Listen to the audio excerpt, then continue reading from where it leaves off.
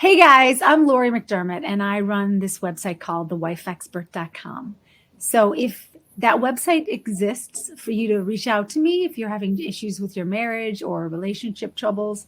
And I started this website or this podcast because I want you to hear what I have done for years. Since 2013, I have been interviewing strangers at the grocery store, at the mall. Anytime I meet someone who has been married for a while, they have a story. Marriage is hard. And why not talk about it? What happened to you? How did you get through? How did you not get through? What did you do about this? What did you do about that? I want to open up all that stuff. So if you know someone who's struggling, or if you know someone who went through something, go to my website, thewifeexpert.com, and reach out to me. My name is thewifeexpert@gmail.com. So please, also, I'm sponsored by this lovely company called Somvi Bedding, and they have amazing pillows. So I really am promoting their pillows, but they're a great company and they've kind of taken care of me. So I'm going to take care of them. So anyway, without further ado, today I have a guest. Her name is Mrs. SP. We're going incognito because she's wonderful. She's married. She's gone through a lot, and I want to hear her story. I want you to hear her story because every story is like reinventing the wheel. We're not gonna. Let's find out what someone else did, and maybe you'll have some insights on what you could do. So without further ado, Mrs. SP, are you here? I'm here. Hello, lovely lady. Hi. You're beautiful, by the way. I Thank love your you. smile. I love your skin. There's so many wonderful things about you. So just to preface, Mrs. SP and I go way back. How far is that? 2019. I Okay. found you in 2019, like March of 2019, something like that. Okay. And you reached out to me because I'd love to hear your story and I'd love to share you to share it from the beginning if you could.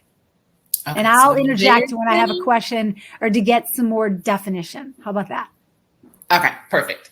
So, like many people, I was humming along through life. We married, 2 kids. At that time, I think we'd been married 18 years, 17, 18 years, something to that effect. And it was in 2008. And our oldest daughter had a bone marrow transplant. She was very ill most of her life, and she had a transplant in 2016.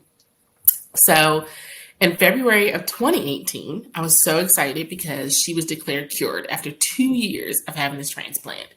And I thought to myself, yes, it's time for me. I get to do me. Everyone's healthy, happy. Husband has a job. I have a job. We're like, we have turned the corner. God has been so good. We turned the corner. Fast forward a couple of months, I got the I love you, but I'm not in love with you. And I never should have married you. And, you're a horrible wife and a horrible mother, and I have to go.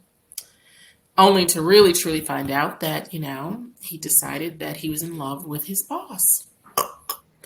So that was like a eye wake, and I'm like, wait a minute. Woo, stop the cart here. What's going on? The next few months were just, I think I found out in August of 2018. And the next few months were just like a nightmare of everything that you could ever think that the person that you love the absolute most would not do to you.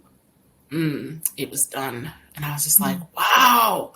Like I was angry. I was angry with the world at that point. I was angry with God. I was angry with myself. I was angry with him. I was just mad, pure mad. Because I'm like, all these years, we get to this point. I'm ready to like live my best life. And I was told that, it was a waste of time. And it So really hurt. did you kick him out or what happened? Oh God, no. I did not kick him out. I did not.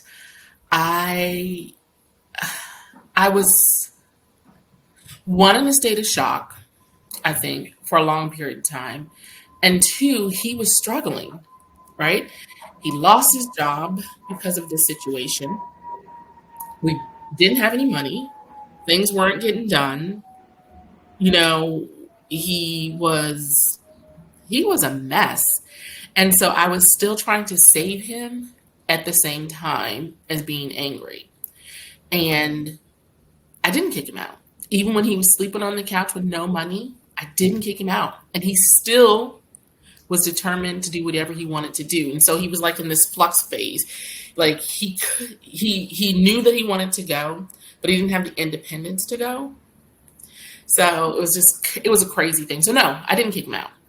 Eventually, one day the other person called me, and he was chasing her through a metro station, proclaiming his love for her.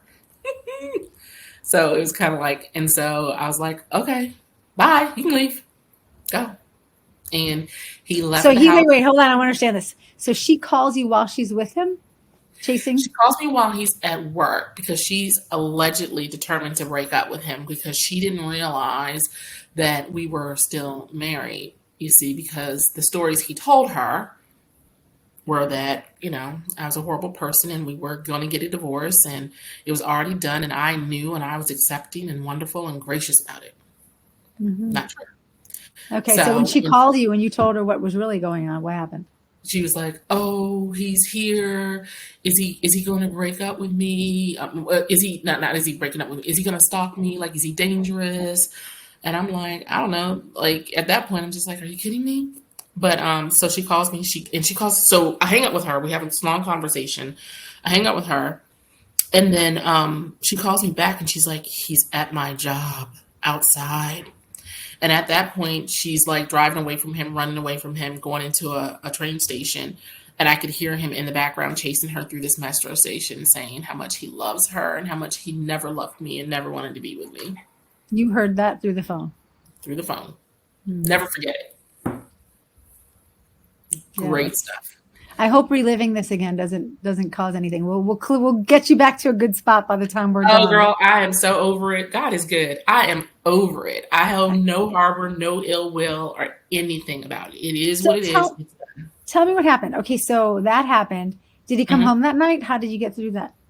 Oh no, he didn't come home. He was gone. He took his stuff, loaded it in his car, cursed me out, and drove away. Drove away into the sunset towards his wonderful future. Okay. So was that before the phone call or after the phone call? That was after. Okay. After. So he came back the same day that, he was chasing her, he came back to the house, took his stuff, and I was like, okay. Did he know you were on the phone? Yeah, he knew. Okay. She told him. She was like, I'm on the phone with your wife. She had sent me all of his emails and all their love letters, all that stuff, the correspondence, because at this point, she is determined to help me. Mm-hmm. Yeah, right. Mm-hmm. It's crazy, girls. Don't get me started. Okay, so what happened then? He's out. Now what? Does he call you? Does he get such? How do you survive this? He does. I don't think he called the first few days, but it was close to Christmas. So he did come for Christmas, and he was very kind, because at that point in time, he had nothing, right? I don't know where he was sleeping, what he was doing, or whatever. Let me back up. He did say that he was going to get himself an apartment before the phone calls and all of this stuff like blew up. He was looking for places to live and all this other kind of stuff. So he did have an apartment that he was going to go to. Now, it was this fly-ass apartment. I mean, not get me wrong. It had granite countertops and stainless steel. And I'm like, oh, wow, we live in the big life, right? So when he left, I assumed that that's where he went, which is where he did. There were many nights when he would not pick up the phone or wouldn't call, and that was fine. And I got a couple of phone calls from a couple of friends that he wasn't doing well. I even went over to that apartment to knock on the door because he had called someone and they were concerned about him. And of course, I got up out of my bed, my 2 kids at home, and drove over to his apartment to check on him. I mean, literally, I'm like, this man is like all out mean to me. And I still went to check on him. Yeah, you're always a good person. Yeah. So okay, so once he was settled in there, when did he? So this was in 2019, right? So now we're in 2019. Yep. Okay, so how did you get him home the first time? How did I get him home the first? He didn't come home for a long while. No. When was it? He didn't come home for the first attempt. I want to say August, September of 2019, like late in the year 2019. Okay. And he came home, and how long was he home? And how did it go? How did it go? Like, He was here for like, a day or two. okay. Let's back up. So what happened was he was still talking to me, allegedly from his apartment. And, he was shifty things were happening.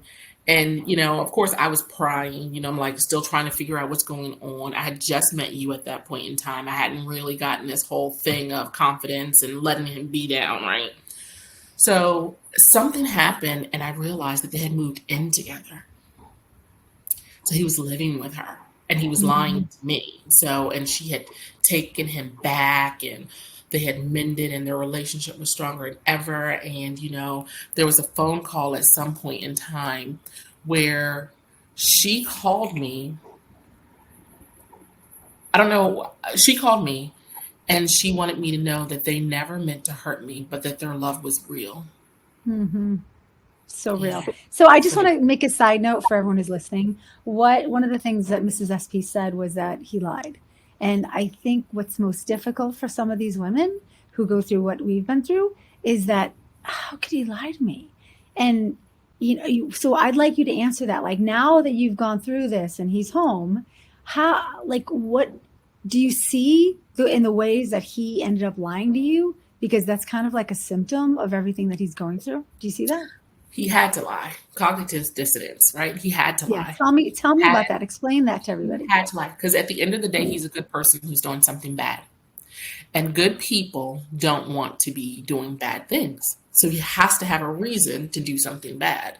Mm-hmm. So that reason is he starts to believe that every negative thing that he ever thought was the absolute positive truth and pointed to a specific reason why he had to leave, why he had to move on, why this person is better, why what he's doing is the right thing, why he is just in doing what he's doing. He has to lie, right? Mm-hmm. And not all of it was lies. Let's just be real, right? Was I a perfect wife? No. Did I make mistakes? Absolutely. You're a human. Hello.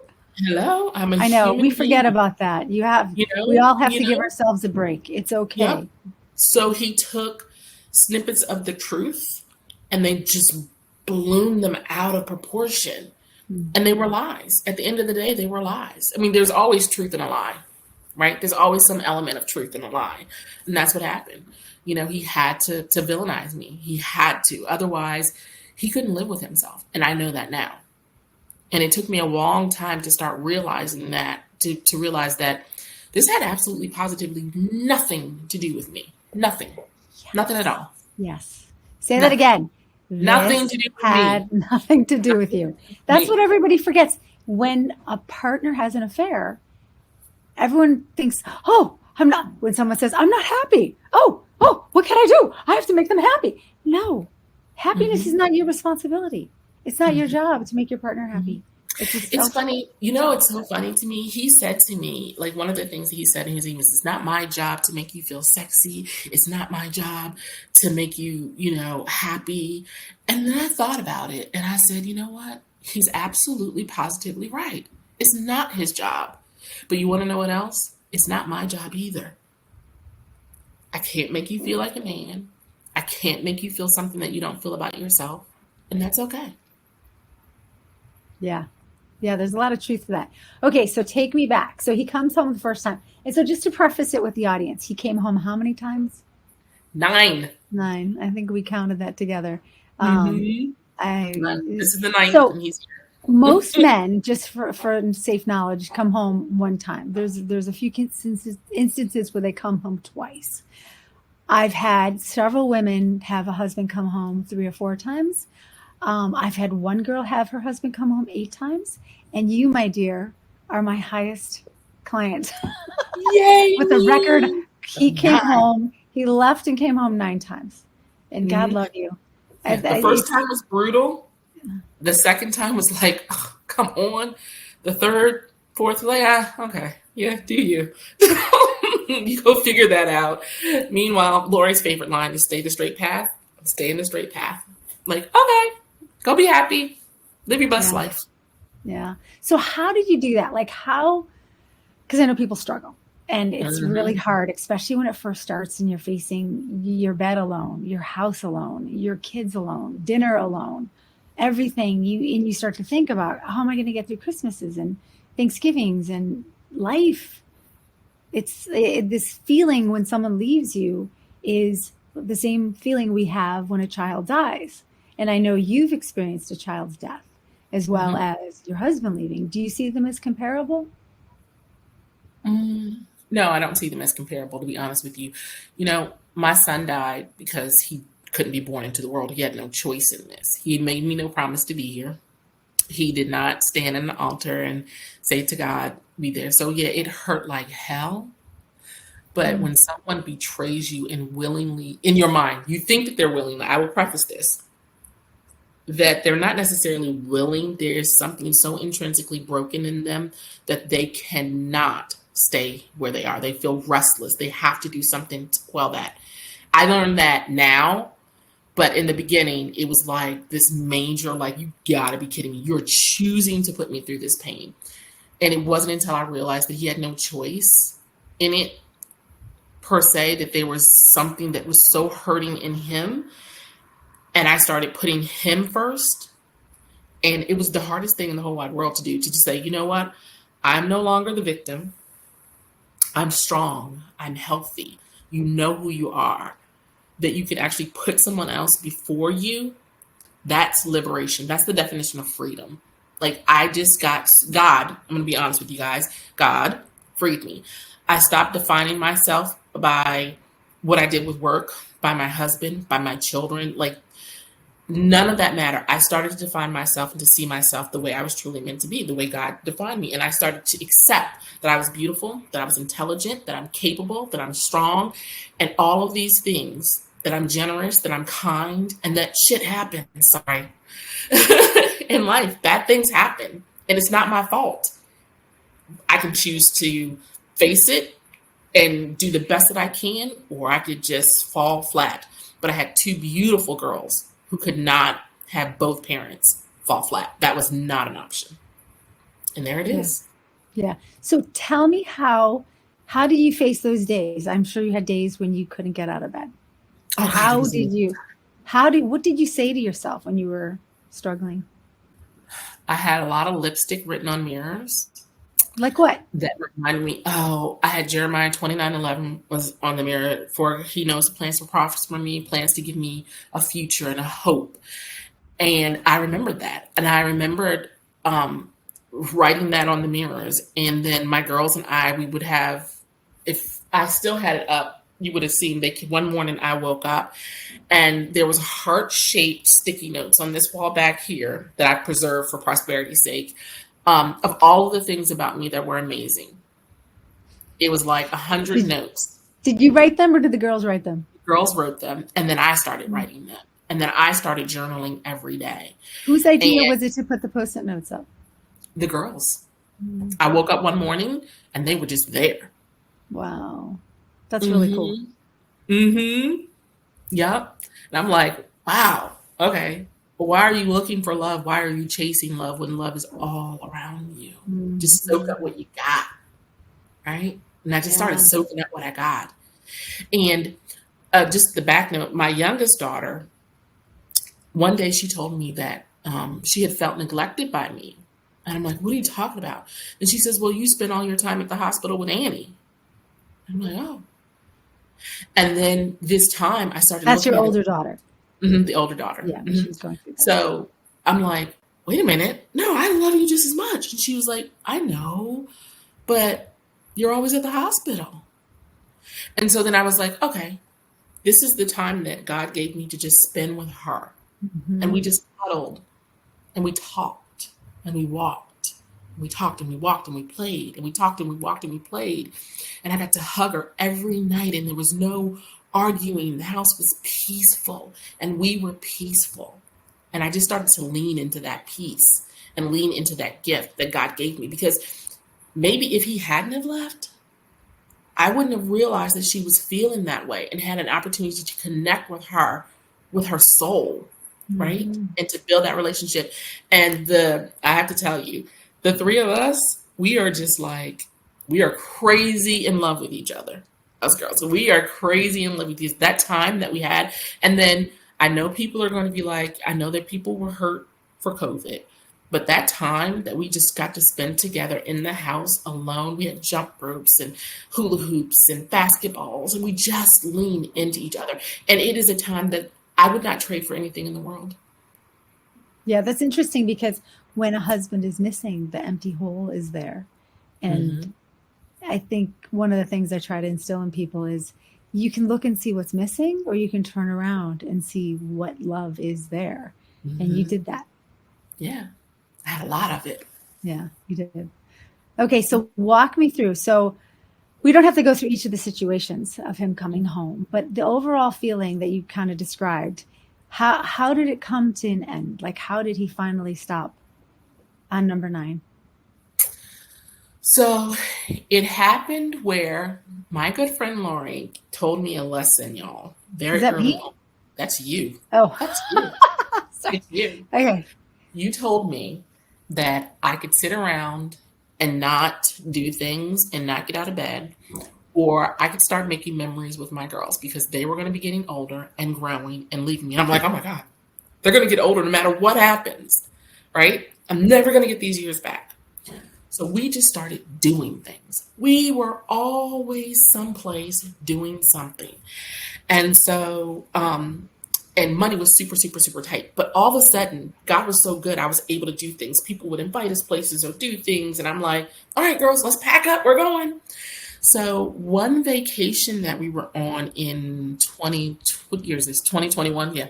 20, because it's 2022 now. 2021, in March, the girls and I, okay, so in Christmas of 2020, he came home and he went on vacation with us. And then the vacation was miserable. It was like, okay, you said you wanted to be here, you're back, you made promises to the kids or whatever. And he just, at his birthday in February, he was like, I got an apartment, I'm leaving. And he was like, I'm out. And it was 2 days before his birthday, and he packs up. The kids and I are just like, okay, whatever. I mean, the kids at this point, they're numb. They're just like, whatever. And he leaves, and we're just like, okay, dinner's on. All right, whatever. So he leaves. His birthday's in 2 days, and nobody calls him. I'm like, okay, you don't want to be part of our family. Go do what you want to do, right? So he calls back and he's irate. He's irate. Nobody called. I'm not worth a phone call. And we're just like, where are you? This is your home and you're where are you? Where? So I'm like, okay, whatever. But that next weekend we were going on vacation. We were like, okay, well, we're going on vacation. Bye. So he calls me every day while we're on that vacation. And he's like, well, can I get a picture? And they are the happiest pictures in the whole wide world. I mean, we are on the beach. We are go-kart racing. We are on roller coasters. I mean, we are living the life. Yeah. And he goes, I mean, I want that. Yeah, I want that, right? You can have that. This is your choice. I want you to be happy. If you're happy where you are, fine. But if you want to be here and be a part of our family, sure. The kids need a patriarch. They need a father. The door is open. So let's talk about that for a second, because that's really important, what you just said about taking photos. Because you wrote history for them. You could have been sad and staying home and taking no photos, but you chose to go out of the house, get into a new environment, take some selfies and make sure he saw them to say, we're living our life. It's still moving forward. We're still going straight. We want you here. The door is open. There's a spot for you. But if you're happy over there, we're not going to stop you or bother you. We're going this way. So great lesson. Yep. As a matter of fact, we had pictures everywhere. He would come over. And there'd be pictures everywhere of different things that we did. And then there would be baby pictures and like all kinds of things that we would do for birthdays. I'm a big birthday person, You so certainly are. there'd be lots of decorations Can we just everywhere. pause for a second? Yes. Can you just tell everybody really quickly? So everybody needs to know when there's a birthday or some type of celebration, Mrs. SP will stop the presses. She will decorate every inch of her house with stickers and plaques and things. She will make whoever's in her household who's having a special day feel like they are a celebrity or a queen or king. Yeah. When they go to bed. Tell us a little about that because it's very special. Okay. So when they go to bed, the house is normal. I'm really guys, I'm really anal. The house is really clean. But when they go to bed, everything is set. And then they wake up. I get up at like 2 a.m. and I've hidden balloons from Party City with extra helium so that they stay all night long. And when they wake up, there are balloons and streamers and signs and whatever their birthday is. Like if somebody's turning 16, the number 16 is plastered from the ceiling. I mean, everywhere. I'm not talking like a couple of streamers. I'm talking about every cabinet in the kitchen has a number on it. There's pictures of them all over the place. There are balloons, streamers, there's music, there's pancakes, and there's bacon, and there's yes, I give my kids a little cup of mimosa. Really? Before school? That's amazing. Yes, it's like, here you go. This is your day. There's dinner, and it's just their presence everywhere, and it's just, this is your day you were born. I'm so grateful that you're here. Whatever. Wow. Even for him, it's always been this way. That's so nice. All of those decorations are everywhere. So important, and I'm sure now that he's back, does he acknowledge does he say anything about how you were, like how this amazing person that you are? Has he complimented you on that at all? No. Not yet.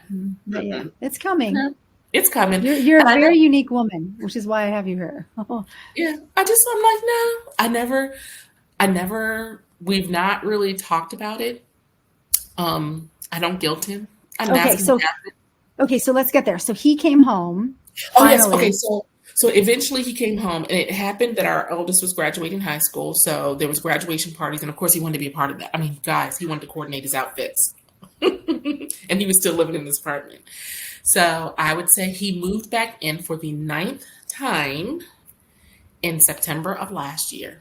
And he's been here ever since. And every day things are getting better and better and better. Slowly, but surely.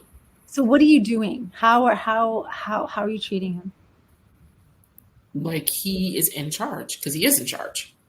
Talk about that. Give Financial us more decisions go through him. Okay, so I had to give up control, y'all. When he was gone, I was largely in control. That's a big thing for everybody. Most of us got to a place where we're like, well, I have to do everything because he doesn't do anything. And then we're doing everything and he ends up leaving and we're like, but we'll talk about giving up control, how hard that is, but how important it is. It is so important that he feels as though he contributes something to this house, that he is the man of this house, that he is the patriarch of this house, that he is respected. And that means that even if he makes a decision that I do not agree with, or he does something that I don't agree with, or I'm like, okay, he doesn't get an eye wink from me. There's no eye rolling. There's no hissing of the teeth. There's no nothing. There's just, that's okay, sure. You think that that's the best thing that we should do? Okay, I'm aligned. Go along with it. He stays out till 2 o'clock in the morning. Did you have a good time? All right. Good night. Yeah. Because what other choice do you have? You have no other choice. I'm not what is the other choice if you don't? The other choice is to be angry. The other choice is to be bitter. The other choice is to, not have my family restored and healed. The other choice is to leave my best friend, the person that I said I do to, that I said in health, in death, in life, out there wandering the world. Nobody knows him better than I do. Nobody's going to love him as much as I do. But those are words. So I don't want to just say it. I want to live it. And so I'm living it. And I'm only living it through the grace of God, because y'all, some days I'm like, okay, Jesus, let me just go on right down here to the church. Put it in my journal, hide it, pray over it. And then 10 times out of 10, it really wasn't that big of a deal at all. This is kind of like, okay, whatever. I'm over it. He didn't need to see it. I didn't need to have my pity party. Look it up. We'll keep going. Yep, that's true. Can you tell us a little bit about your friend Stormy? I think that was one of the stories I wrote. He's my uncle. Your uncle. So my uncle Stormy and my aunt Mary. Yeah, let's run through that story to see if you can give us a short blurb of it. Because the short blurb is that they had a very tumultuous relationship. In the beginning, he was on drugs and he was cheating on her, and to the point that it was summer and she didn't have a car, and she's walking the kids from the grocery store home, and he's driving around in a car with the other woman waving at her and his kids as he's going to do drugs and be with the other woman. And, God spoke to her and told her to change her behavior towards him. And she started treating him like a king, to the point that when he would come visit, she got down on her knees and handed him a plate and said, "To my king." And he was still cheating on her, and he was still doing drugs. And she treated him as though he was a king. And now there's nothing that can separate the two of them. When he turned his life back around, he turned it around to her. And he gives her all the glory, the props, and behind God, for everything, for standing by him when nobody else would.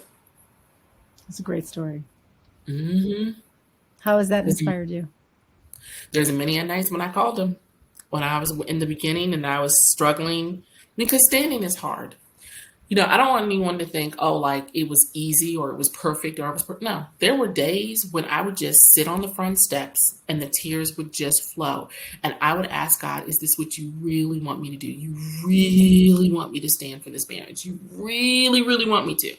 And I would call Uncle Stormy and I'd be like, he just called me and he said the meanest things to me. How can I stand? And he'd be you mean Mr. SP called you to say the meanest things? Mm-hmm. He'd call me Mr. SP, Mr. DP. He's not SP. Can't do that. He'd call me and say the meanest things. And then I would call my uncle and he would be like, all right, that's not him. That's not him. There's a lot going on inside of him. And then we started tracking it, right? So then it became a game.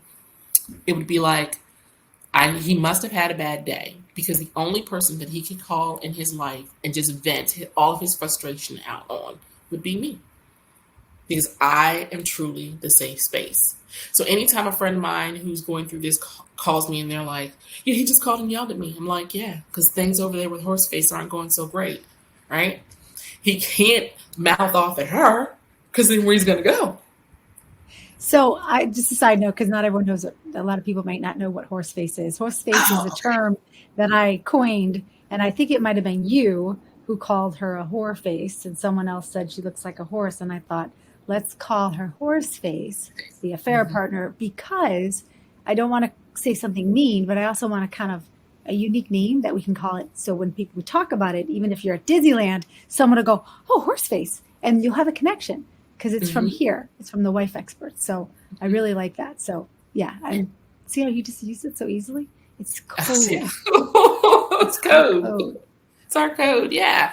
No one knows what that is. Nope. They never will. I'm sorry, but I cut you off. So you were saying about Horseface.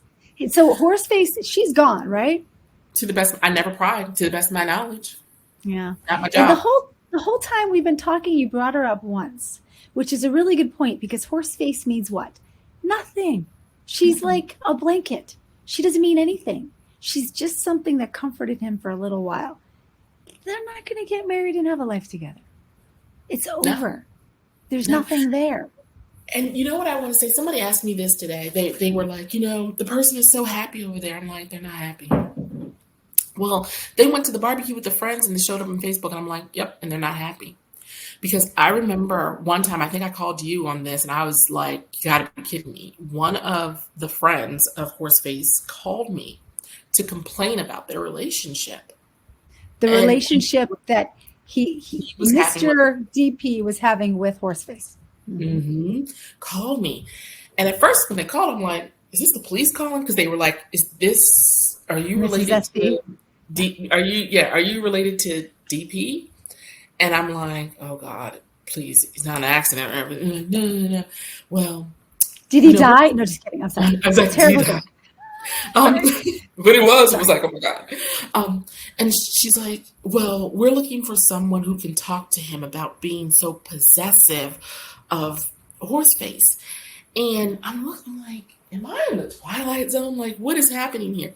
The lies that they told their friends, Yeah. the lies, right?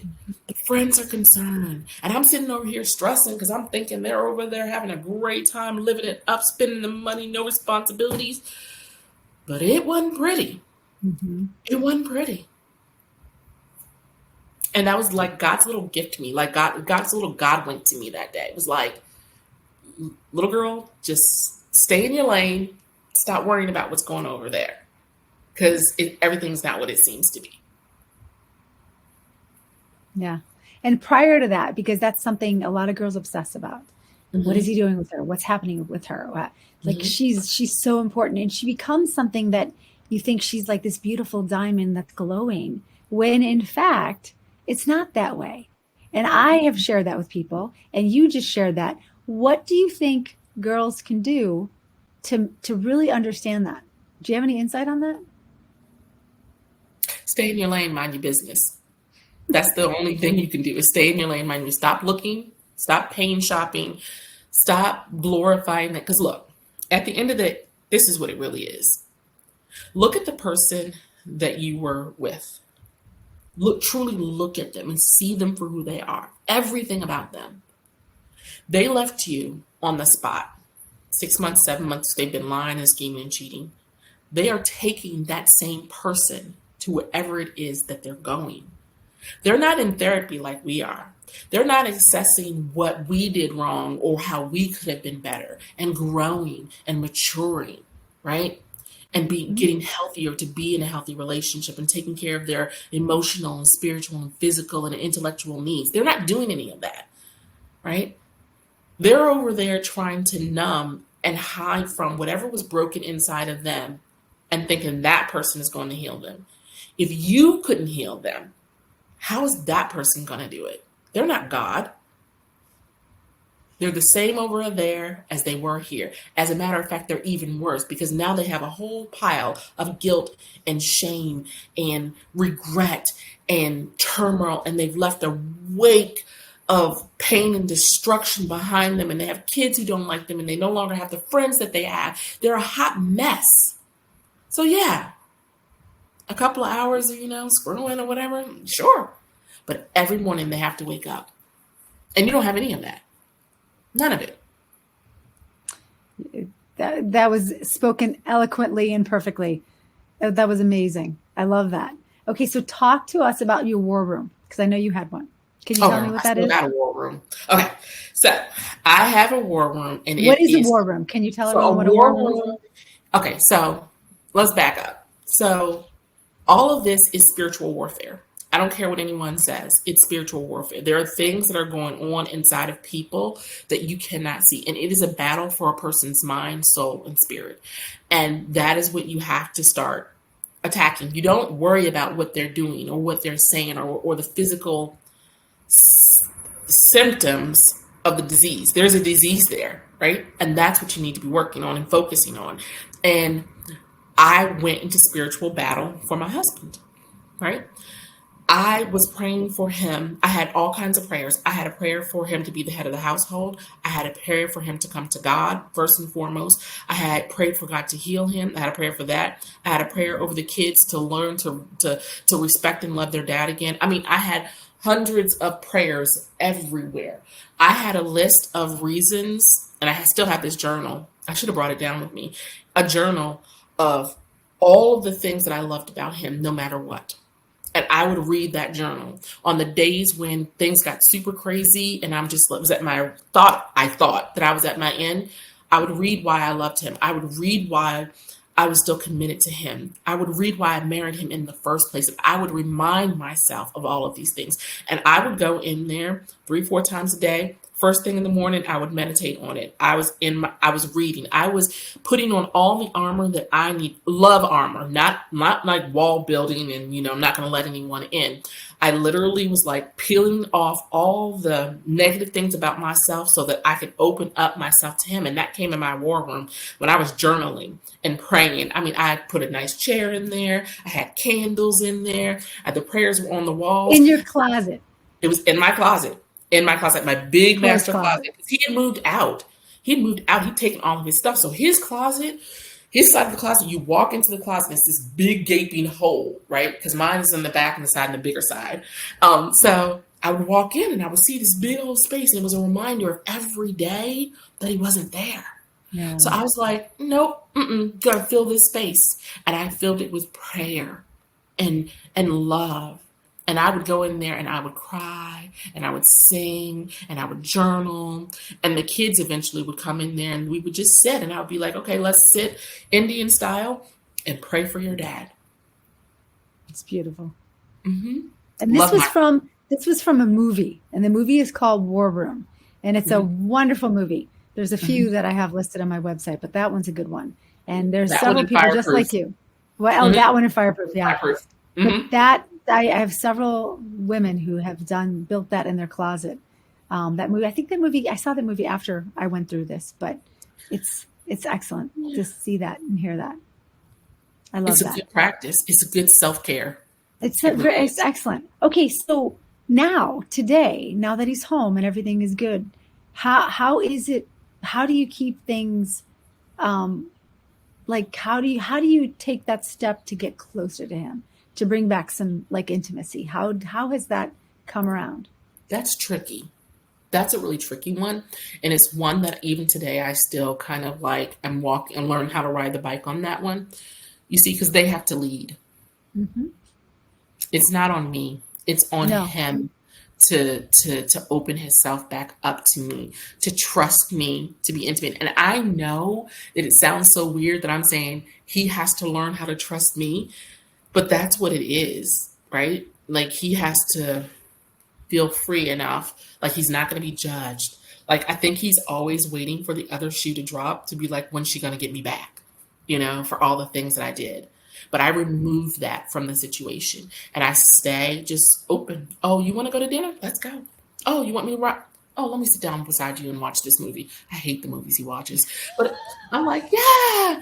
Men want their woman sitting next to them. That's a bit, even if you don't say a word, they'd rather you not talk, but they want biggest lesson ever. One time, because he's not always, in a happy mood. There's a lot of times when, he's in his feelings and then I have to be like, nope, that's not me. I don't know what's going on in his head. I don't pick up the offense anymore. If I know that I woke up in the morning, I hugged him, I kissed him, I gave him a good meal, and I'm off doing my business, and I come into a room and he's angry, 9 times out of 10, it doesn't have anything to do with me, right? Mm-hmm. So I add no fire to that. And I give him the space to go through whatever it is that he has to go through. Because like I said earlier, it can't be easy to wake up to me every morning and I'm still smiling at you, cooking, cleaning, loving on you, wanting to be in your presence, and I'm not angry at you. And you have to look at yourself and be like, wow, I did all of that to her and she's still nice to me. That can't be a good feeling every day. Yeah. So what does that say about you though? Oh, it says to me that I'm blessed and highly favored and God is truly with me. That's what it says. That I don't do any of this through me. I only do it through God's strength. Mm-hmm. Following the principles that he has laid forward, they work. They work. Love always wins. It always, always, always, always, always wins. I agree. Okay, so like, what? I had people who were like, burn his clothes and do all of that. I was like, nah. Why? We're not adding gasoline to the fire. You don't do that. It just makes everything more dirty and complicated and messy.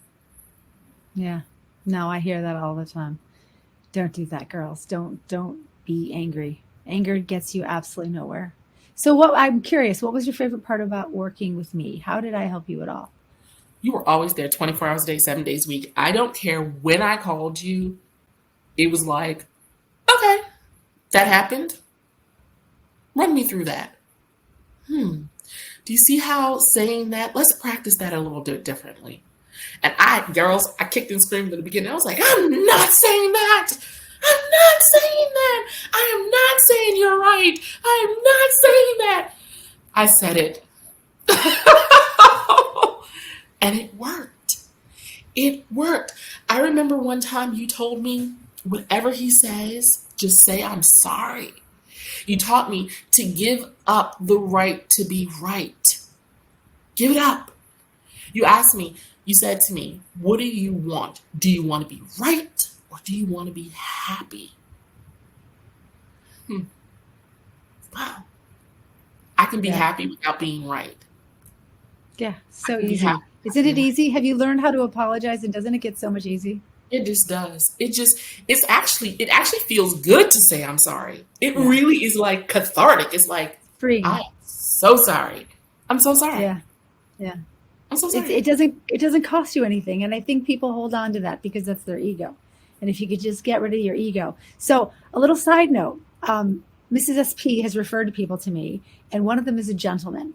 And I do get calls from men who are in a similar situation. And what I have found interesting is exactly what you just talked about. It's very hard for women to give in to saying you're right. It's hard for us. I had a hard time with it too. For men, they're already in the position to be respected. And this whole process is actually easier for them to get their wife home than it is for women. Because women, what I teach, it's hard and it's uncomfortable and we don't want to do it. And we question it like, whoa. If I say that, he's going to say this. And I'm like, stop making future plans. You don't know what's going to happen. You can't project his future. You didn't know he was going to do this to you. How can you tell me he's going to say this to you if you say this? So you have to have this open attitude of, I'm willing to try anything, whatever it takes. There's a book out there called Whatever It Takes, which I absolutely adore. So get that if you guys are listening. But that's a really good point. So your friend that you just referred to me is doing amazing. Men do amazing with this. And we do not give them enough credit because I don't think they have a point of reference because they don't know how to do relationships and they really haven't studied their wife before. And now they have to pay attention. And it's like, oh, I never noticed she did this. And they're just easier. But once you get it, like you did, it's a process. Can you talk a little bit more about that turning of that process? Because I still have plenty of women over the age of 60 and they say, you cannot teach a girl new tricks. And I say, you can. Yes, you can. Yes, you can. But they have to be open. You have to be open and you have to be willing and you have to you have to give up the right to be a victim. You have to give up the right to be wrong, to not be wrong. You have to it's a death of self. You have to be willing to truly if you really love someone, and the definition of love and true love is choosing to put someone else's needs before yourself. And that's what it is. You give up the pain. You give up, it should have been. You give up the shouldas, the couldas, and the wouldas, and what you think you are entitled to. You are entitled to nothing in this world. And when you start looking at that and you just accept life for what it is and you just start smelling roses and, walking out and looking at the sun and realizing that there's so many bigger things in the world and just breathing and being grateful. That's the most important thing. I have a separate gratitude journal that I keep for everyday gratitude. So grateful that light turned green when it did. I mean, everything you become grateful for. And it just changes your perspective on the world. You can change. I'm proof you can change. I mean, I'm alpha female. Got to get my kid through a bone marrow transplant. Got to get them this. Everyone's going to do this. Everyone's scheduled. But we're doing all of this. I'm not God. I give up. I give up that right. And then when they see the change and they're like, because at first he was like, you just putting on whatever. And he would call and he would curse me out. And I'd be like, I'm so sorry. I'm so sorry that I made you feel that way. So sorry. Please forgive me. I can see how that hurt you. I'm sorry. And I really could because he's hurting. So it did hurt him. Okay. Okay, so that's excellent. I don't want to run out of time. So tell me about your girls. How Oh, did you get them through this? What, besides the war room and bringing them in there and including them on that, what other things did you do? And what did you say to them during this process when dad's coming and going and coming and going, or just being aloof or ignoring or not calling and checking in? Like, what things did you say to them? first and foremost, I am never, ever, ever going to leave you. I love you so much. You are amazing. You are wonderful girls. We are strong, we are healthy, and we're going to be okay. Now, your dad is hurting. He is in a lot of pain. He's confused. There's a lot of stuff going on with him that I cannot share with you. I will share the things that I can that I feel are appropriate for you to know. But just understand that family never turns its back on each other. And we are family. He is your dad. And at the end of the day, you are angry, not because you hate him. You're angry because you love him immensely. And he's angry when he comes here because he loves you immensely. If he didn't care, he wouldn't be angry. And I know that that's not fair, but as long as he's not hitting you, as long as he's not verbally abusing you, don't pick up at the offense. There's this pastor, Bianca Olthoff, at the Father's House, Orange County, out in Orange County, California. By And me. huh? By me. Yeah. Yeah, literally by you. And she had a sermon on not picking up the offense, but she's really funny. She's super, super duper funny. And I put it on for them. And they just started laughing. And they were like, yeah, our dad does that. I'm going to try that, And we just started looking for techniques and strategies for how to reduce the stress. And you know what else we did? When he came back, he was mean in December around Christmas time. I don't know what it is about the holidays. And I said to the girls, you know what we're going to do?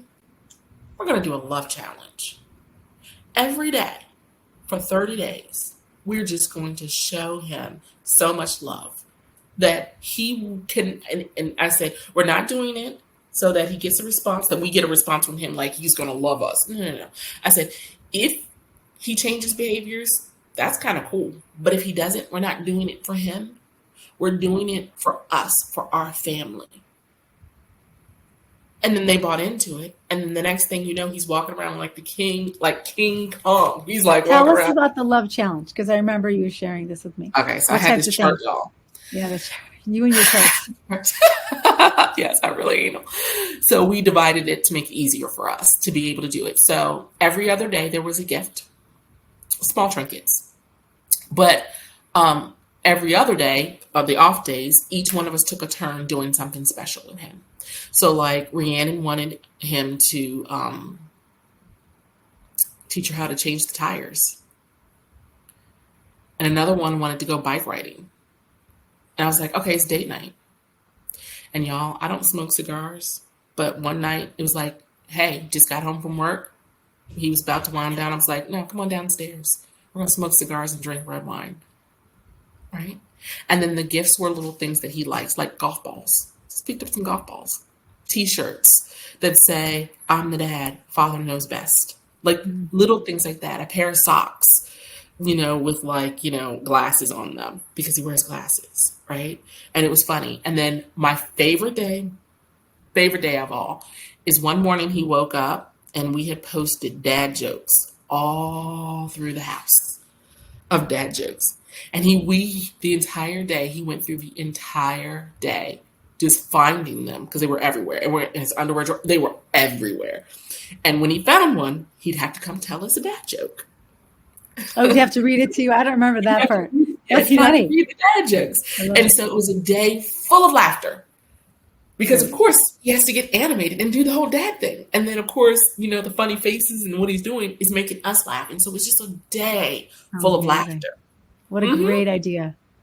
Mm-hmm. That's wonderful, Mrs. SP. So so I need you to send me the Bianca, if it's on Bianca YouTube. Olthoff. Would you mind?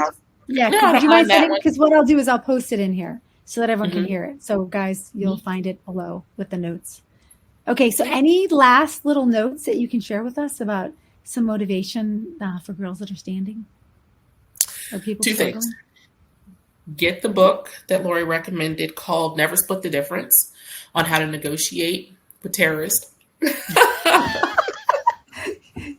Even though they're not a terrorist, there's a lot of similarities in there. It's a great book.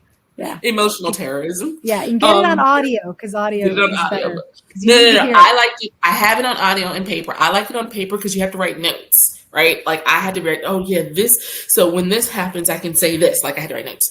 And then biggest thing everyone needs to know is you are what you believe. You attract what you believe. If you believe that your husband or your wife is coming home and you behave as though they are right there with you, even though they're not with you, if you behave as though they love you more than life itself, you give off that energy, they feel that energy, and they will come home. That's right. Amen, sister. Mm-hmm. I love that. Anything else?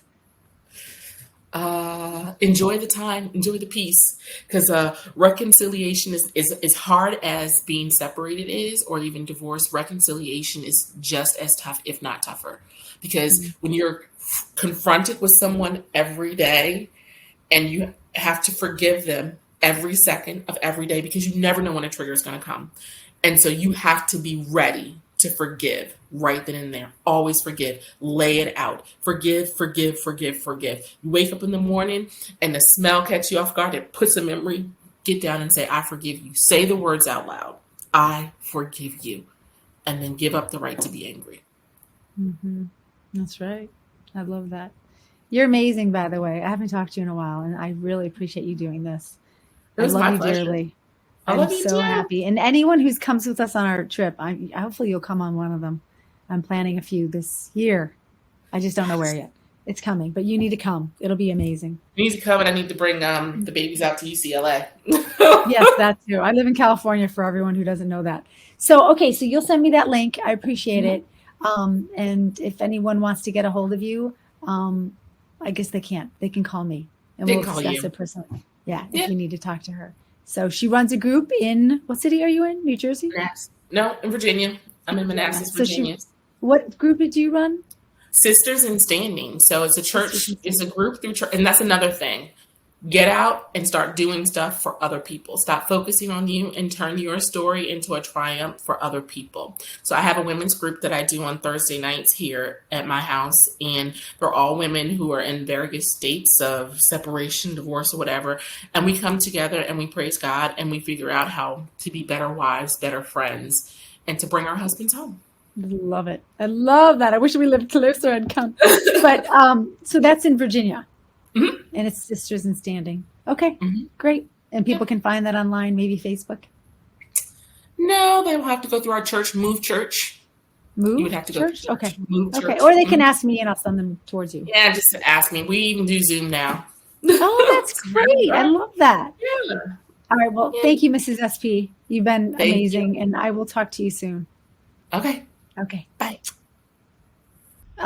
Wasn't that amazing? Mrs. SP has been my client since 2019. She doesn't need me much anymore because she's learned everything. And you heard her as she was speaking. She had a really hard time listening to me and following what I taught her. And she kept telling me, no, I'm not going to do that. I have people that do that to me every day. They say no. And I say, well, why'd you call me? If you need help, call me. But you got to trust me. Trust that I'm going to help you get your husband home or your wife. This is what I do all day long. And I hope listening to Mrs. SP that you really learned some tools that I teach. But in the meantime, if you need any pillows or you have any problem sleeping, look below to the Somvi link and get the pillows, the bedding. And if you need marriage help, please reach out to me at TheWifeExpert.com. I'm there. There's tons of free articles to read, as well as a video program that I teach, which is amazing. Anyway, thanks for being here. If you enjoyed this, Please send it to your friends. Other people need to hear this. They need to know that just because marriage isn't going well, you can change it. Anyway, thanks for listening, and I'll see you next time.